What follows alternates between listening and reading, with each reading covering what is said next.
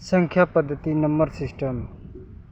इसमें होता क्या है कि जितनी भी संख्याएं होती हैं सभी संख्याओं को परिभाषा समेत सभी के एक एक उदाहरण दिया जाता है और इस पे जितने भी आधारित क्वेश्चन होते हैं सबको किया जाता है। तो इसमें पहले दिया है संख्या पद्धति में वास्तविक संख्या किसे कहते हैं या वास्तविक संख्या क्या है। तो सभी संख्याओं के समूह को वास्तविक संख्या कहते हैं। जैसे उदाहरण में दिया है, मध्य में हमारा 0 है, दाएं तरफ हमारा धनात्मक प्राकृतिक संख्या और बाएं तरफ हमारा ऋणात्मक प्राकृतिक संख्या है।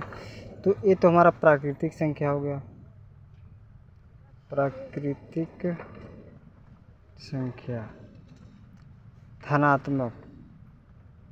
धनात्मक प्राकृतिक संख्या हो गया और ये हमारा ऋणात्मक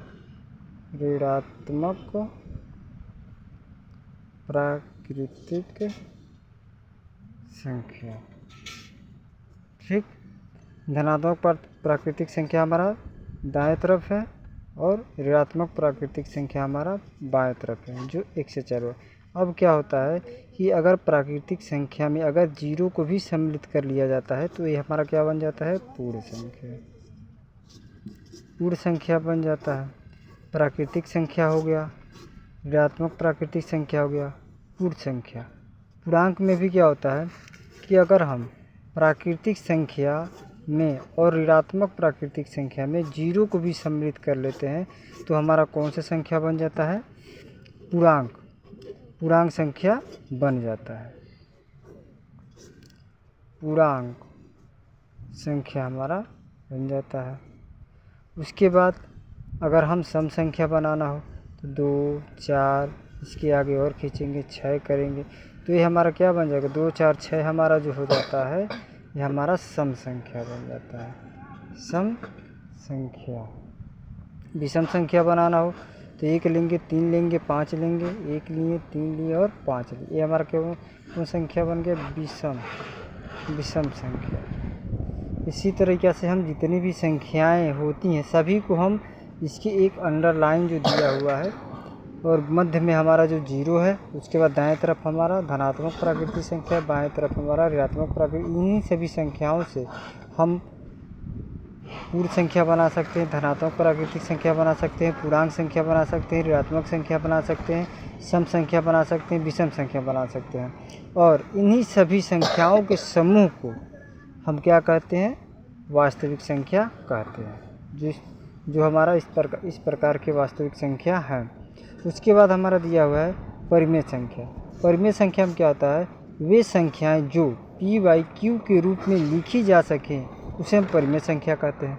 परिमेय संख्या में यानी कि p/q के रूप में लिखी जाए, यानी कि जो 0 का मान होता है q = not 0, यानी कि q यानी कि p/ जो हमारा q है वो हमारा q का जो मान हो वो 0 नहीं होना चाहिए, तभी हमारा परिमेय संख्या होता है। जैसे 3/4 हो, 5/6 हो, 7/8 हो, 3/5 हो, इत्यादि और भी संख्याएं होती हैं जो हमारा परिमेय संख्या होती हैं। अब अपरिमेय संख्या में क्या होता है, वे संख्याएं जो p/q के रूप में नहीं लिखी जा सकें उसे अपरिमेय संख्या कहते हैं।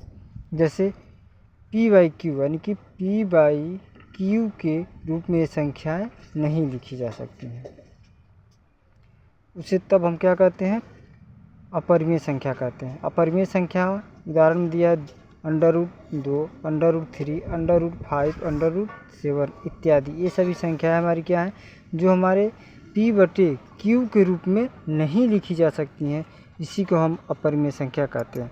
इसमें परिमेय संख्या में p/q के रूप में हमारी संख्या लिखी हुई हैं तो उसे हम परिमेय संख्या कहते हैं। अब इस रूप में हम अपरिमेय संख्या को नहीं लिख सकते, जैसे दिया √2, √3, √5, √7, तो हम इसको p/q के रूप में नहीं लिख पाएंगे तो उसे हम क्या कहेंगे, अपरिमेय संख्या कहेंगे।